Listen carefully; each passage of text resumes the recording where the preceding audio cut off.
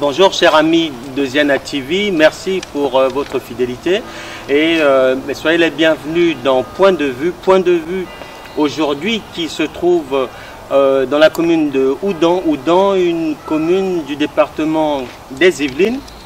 Et nous y sommes à l'occasion de la foire de la Saint-Mathieu et nous sommes venus à la rencontre du député Jean-Marie Tétard, maire de la commune de Oudan, ancien vice-président au Conseil général des Yvelines, membre de plusieurs organismes dynamiques dans le domaine de la coopération internationale. Et il est également membre de l'UMP et c'est à ce titre que nous sommes venus prendre son point de vue au sujet de la rentrée très animée et dynamique qui se déroule actuellement à l'UMP avec le retour de Nicolas Sarkozy. Bonjour, Bonjour. Monsieur le député. Bonjour. Alors cette rentrée au niveau de l'UMP, elle est très dynamique avec le retour de l'ancien chef de l'État qui était parti, qui avait annoncé sa retraite politique, on s'en souvient, en 2012, au lendemain de sa défaite électorale.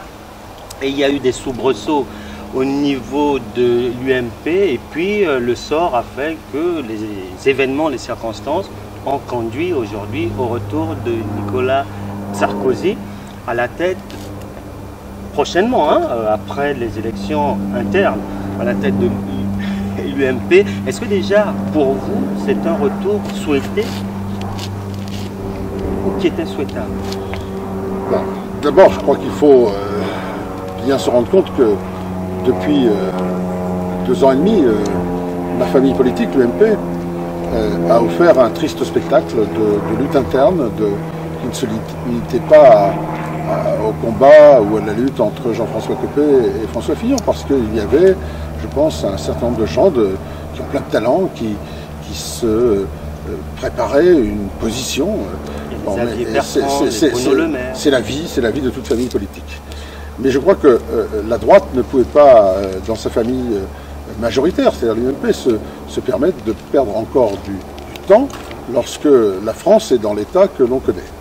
Alors, je crois que le retour de Nicolas Sarkozy, et je le rappelle bien pour une candidature à la présidence de l'UMP, est sans doute le résultat d'une profonde envie de Nicolas Sarkozy, qui a réfléchi, après 2 ans et demi, à la situation du pays, qui a sans doute réfléchi à la façon dont il avait exercé son propre mandat, qui a observé François Hollande, qui a observé la France et les gouvernements successifs, et qui s'est dit que sans doute sa profonde envie pouvait être assise sur son expérience qui est réelle, qu'elle soit au niveau international ou au niveau français, pour venir tenter de réunifier la famille de l'UMP, parce qu'il n'y aura pas de 2017 heureux sans une réunification de l'UMP.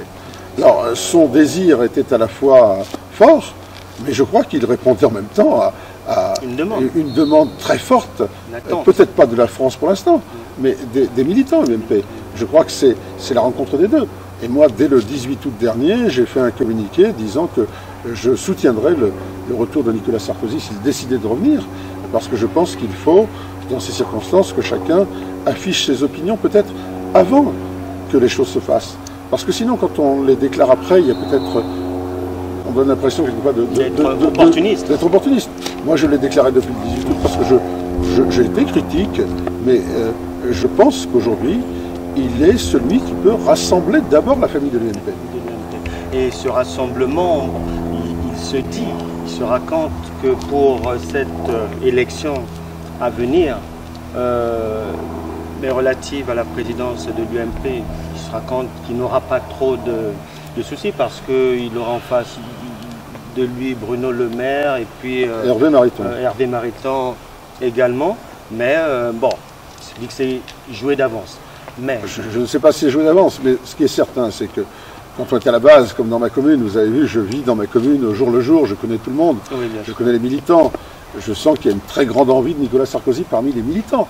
Or, l'élection, la présidence de l'UMP, ce sont bien les militants qui votent. Oui, bien sûr, bien sûr. Mais après cette élection, La route pour 2017 semble un peu accompagnée, certainement accompagnée d'obstacles, parce qu'en interne, il y aura certainement une opposition interne de certains qui voudront barrer la route à Nicolas Sarkozy. Bon, je ne connais pas de cheminement politique qui soit sans obstacle, C'est vrai. ici comme ailleurs. La vie politique est quelque chose qui est fait à la fois de combat, mais de moments de synthèse, de moments d'unification. Je crois que, d'abord, je voudrais souligner que Bruno Le Maire comme Hervé Mariton sont des gens de talent, des gens d'une grande sincérité, qui essayent de travailler sur un projet, et je veux les saluer. Mais effectivement, je crois que les militants aspirent au retour de Nicolas Sarkozy, et que nul doute que le congrès de l'UMP, fin novembre, le 29 novembre, le donnera vainqueur. Je crois à une très large majorité. Mais il a déjà annoncé dans ses deux déclarations, celle qu'il a fait, alors c'est trois déclarations, celle qu'il a fait sur Facebook, celle qu'il a fait sur une grande chaîne nationale, et celle qu'il a fait dans son premier meeting. Je crois qu'il a annoncé, en saluant d'ailleurs les personnalités d'Alain Juppé ou de François Fillon, il a annoncé sa volonté de réunifier la famille. En gros, je dirais, un peu comme je fréquente beaucoup vos pays, que il va réunir la famille, il veut redevenir le chef de famille. Je dis bien le chef de famille, et pas un patron de parti. Chef du village, peut-être. Chef du village. Or, je crois qu'on m'a appris chez vous que, je ne sais pas si demain, si on se considère comme une famille, s'il fallait élire le chef de village avec des primaires, ce serait catastrophique. On mettrait la famille et le village en bagarre. On mettrait en lutte les frères contre les frères, etc. Et je crois que dans une famille, il faut qu'il y ait une personnalité qui s'impose progressivement. J'ai appris ça de l'Afrique, parce que la coopération, c'est aussi d'apprendre des autres. Et je pense qu'il aura, dans un premier temps, le talent de réunir, au-delà des résultats du congrès de novembre, de réunir la famille UMP. Et je suis certain qu'ensuite, son travail sera, avec l'aide d'Alain Juppé, de François Fillon et de tous les talents que nous avons, de réunir la France qui est tellement déçue du gouvernement et des résultats de la politique des gouvernements successifs et de M. François Hollande depuis 2 ans et demi. Il faudra la réunifier. La réunifier, c'est pas facile, parce qu'au-delà de réunir l'UMP, c'est réunir des gens qui sont déçus, qui sont contre, mais pas pour les mêmes raisons. Pas pour les mêmes raisons. Et il faudra effectivement les réunir autour d'un projet. Et je crois que pour travailler un projet de l'UMP, il faut d'abord réunifier la famille. Et après, on travaille au projet. C'est commencé. Nous aurons à l'Assemblée bientôt une convention entre les députés UMP sur la relance industrielle, sur la relance de l'activité économique. Je crois que l'UMP, pendant 2 ans et demi, a donné le spectacle de lutte de personnes. Mais pendant qu'il y avait des luttes de personnes, pendant qu'il y a des déclarations en continu sur les plateaux télévisés, etc., il y a des gens à l'UMP qui travaillent sur des projets, qui consultent, et qui vont pouvoir, avec la famille réunifiée, proposer un projet. Et on a 2 ans et demi pour ça. Bien sûr. Et sans doute que les primaires internes à l'UMP, qui se passeront le plus normalement du monde, reposeront, une fois que les personnalités auront été fixées, eh bien, travailleront sur des projets comparés. Et puis peut-être qu'à la fin, il y aura un projet unique. Voilà ce que je souhaite. Bien sûr, bien sûr. En 2012, donc l'UMP, son représentant Nicolas Sarkozy perd la présidentielle, s'en va. François Hollande le remplace à l'Élysée. 2 ans après, 2 ans et demi après, quel bilan pouvez-vous faire de la gestion? Écoutez, nous sommes devant une télévision de la diaspora d'un pays ami et frère. Je ne sais pas s'il est tout à fait convenant de pouvoir dire que son pays a peut-être choisi le mauvais moment. J'ai voulu m'exprimer de manière très sereine sur l'évolution de ma famille politique. Mon pays reste un grand pays, reste un pays d'influence qui joue tout son rôle aujourd'hui, vous le savez, dans la géopolitique au Moyen-Orient ou en Afrique, qui recherche les alliances qui sont nécessaires. Mais c'est vrai que sur le plan intérieur, sur le plan de sa place en Europe, les résultats ne sont pas là. Alors je ne vais pas entrer devant des amis dans une critique du gouvernement de mon pays. Le bilan est négatif. Est-ce que le retour de Nicolas Sarkozy aurait pu se faire dans une France dynamique avec des résultats? Quand, en 2012 ou maintenant? Actuellement. Maintenant, dans une France dynamique, etc. Je n'en sais rien, on ne réécrit pas l'histoire. Je veux bien que des tas de gens inventent des scénarios si la conjoncture avait été... Bon, aujourd'hui, nous avons cette conjoncture qui est négative pour l'économie du pays, pour l'emploi, pour l'exportation, pour la vie des entreprises, pour la compétitivité. Bon, c'est un fait. Je veux dire que c'est pas, c'est pas être subjectif ou partiel. Les éditoriaux de tous les pays étrangers font la même analyse sur mon pays. Donc aujourd'hui, nous partons de la situation. Qui a le plus de talent, d'énergie, d'expérience en faisant l'analyse de ses propres échecs, la capacité de rassembler et de réunir tout le monde pour définir un programme qui soit adapté? Bon, je pense que ce n'est pas la gauche aujourd'hui, sinon qu'elle le mette en œuvre maintenant. Bon, ce n'est pas l'extrême droite, soyons sérieux. L'extrême droite ne joue que sur les échecs de ce gouvernement et sur le lourd ressentiment de gens qui sont atteints dans leur vie quotidienne et qui n'en peuvent plus. Et donc ils se disent on a tout essayé, essayons ça. Mais c'est pas la bonne solution. Et donc ben oui, je crois que la France doit pouvoir compter sur la droite, d'abord sur l'UMP qui est un parti de gouvernement, qui est une famille expérimentée, qui a des talents, qui a vécu des drames internes, à elle de rassembler, de recomposer, de proposer un premier projet. Et sans doute que l'artisan de tout ça peut être Nicolas Sarkozy. En tout cas, moi je le soutiens. Rassembler en interne, mais à l'extérieur rassembler aussi, les Français. Il faudra aussi, je crois qu'il a été clair, Nicolas Sarkozy, c'est qu'il a commencé à lancer quelques idées qui peuvent être le socle d'un rassemblement. Je crois qu'il va travailler, mais attendez, soyons sérieux. Les mécontents, quand on dit qu'il n'y a que 13% de la population française qui croit encore à M. Hollande, ça remontait un peu à cause des opérations extérieures. Bon, ces gens-là sont tous mécontents, mais pas pour les mêmes raisons. Pas pour les mêmes raisons. C'est-à-dire qu'il y en a qui sont contents pour des raisons contraires. Il y en a qui ne sont pas contents parce qu'il n'a pas fait assez à gauche de redistribution de solidarité. Et les frondeurs le rappellent sans arrêt à M. Valls. Il y en a d'autres qui ne sont pas contents, comme nous, parce que les politiques économiques n'ont pas été prises dans le bon sens pour relancer la compétitivité. Donc le vrai problème aujourd'hui, c'est de rassembler des gens qui ne veulent plus de la gauche, ou de cette gauche-là, mais qui ne sont pas contents, mais pas pour les mêmes raisons. Et il va falloir effectivement proposer une plateforme de programme de gouvernement qui puisse être à la fois juste, pertinente, et qui n'essaie pas simplement de faire plaisir à tous les gens qui ne sont pas contents.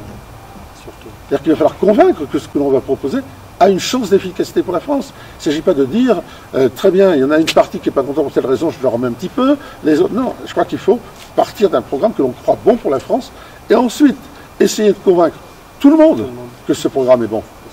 Il faut en être persuadé d'abord soi-même. Et c'est le travail des prochains mois.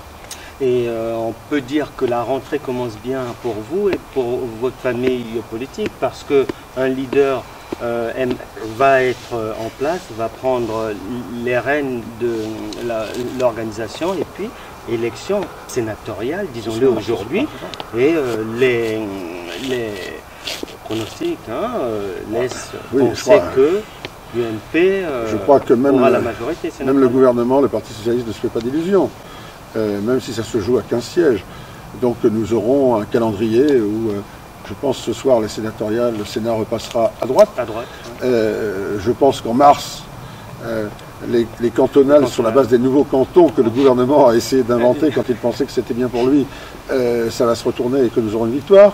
Et qu'au régional, ça sera pareil. Bon. Ceci ne suffit pas. C'est une très belle dynamique qui doit s'appuyer ensuite sur un projet. Et ça, c'est bien l'enjeu. Il ne suffit pas d'avoir remporté différentes élections pour être crédible pour la prochaine alternance.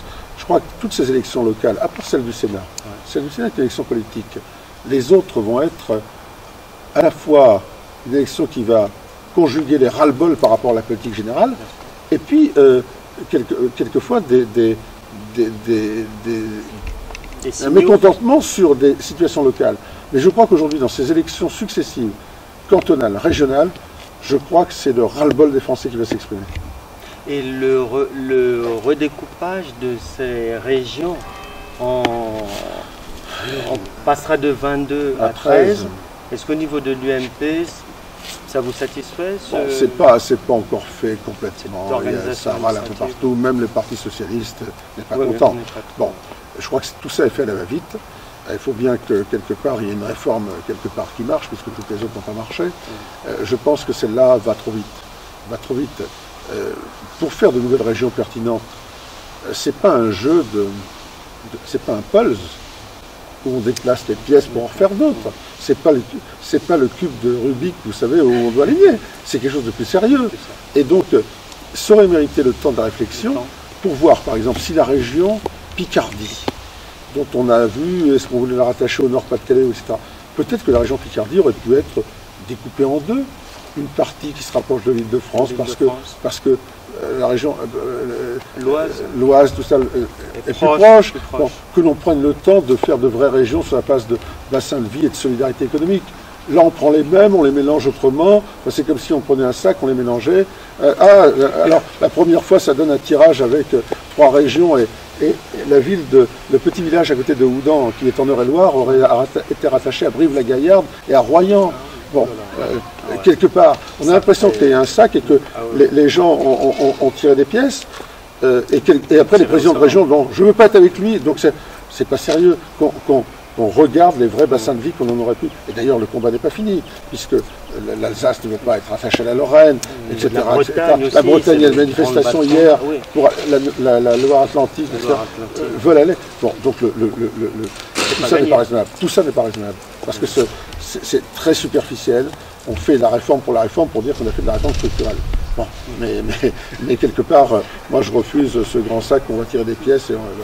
Donc je pense que tout ça n'est pas encore fait. Vous êtes pour la réforme, mais des réformes intelligentes, réfléchies. Ben, je vous laisse le mot d'intelligent.